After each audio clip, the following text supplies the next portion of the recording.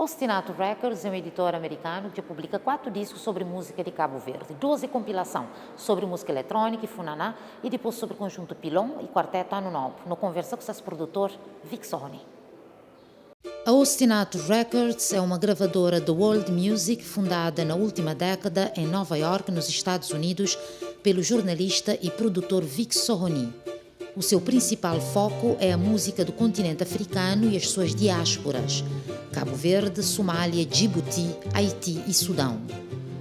The Strings of São Domingos, do quarteto Ano Novo, é o 4º álbum de música de Cabo Verde lançado pela Ostinato Records, que despertou para a música das ilhas em 2017.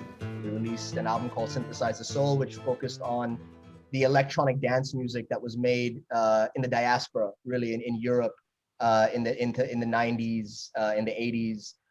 Then we released an album of Funana music that was made, the accordion Funana music that was made on the island in the 90s.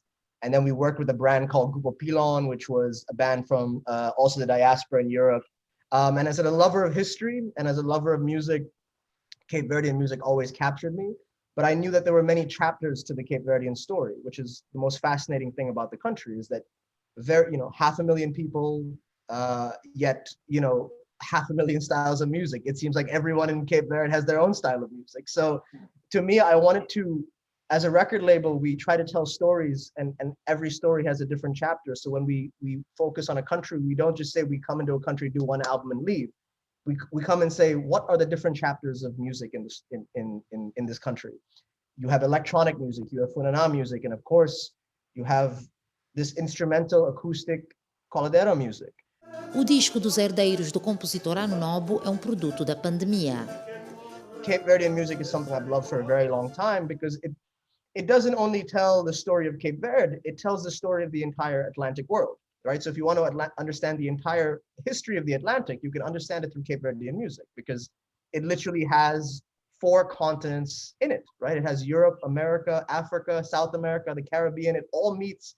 I mean, Cape Verde is not in the middle of the Atlantic, but in my mind, I always picture it as being an island mass in the very middle of the Atlantic Ocean. To me, it is the center of the Atlantic world. So to me, Cape Verde is a place where if you love music and if you are a music entrepreneur and you believe in exposing musics of the world that people have not heard, Cape Verde is it's a Disneyland of music. There's so many musicians, so many different styles of music, and I think the way Cape Verdean culture transmits its stories is through music, right? I mean, all of it is done through music, and I think if someone was to tell me, Vic, show me Cape Verde, show me Cabo Verde, I would just play them music. Há muito que o produtor se interessa pela música de Cabo Verde. Given that we have a pandemic environment where we need to do a project, quicker than normal, so we don't risk anyone. We need to do something that only because one of our team members was traveling. So that means less equipment, which means we cannot record a giant, 8-piece band. Mm-hmm. We were just thinking, what can we do? And that's when I came to mind and said, there was this video I saw 12 years ago. I just thought this was the perfect project from given the situation, the pandemic situation. We couldn't travel and do some grand project because it would have been easy to do. But also I just thought, now is the time to record something like this. The world had slowed down. Everyone had taken, stock.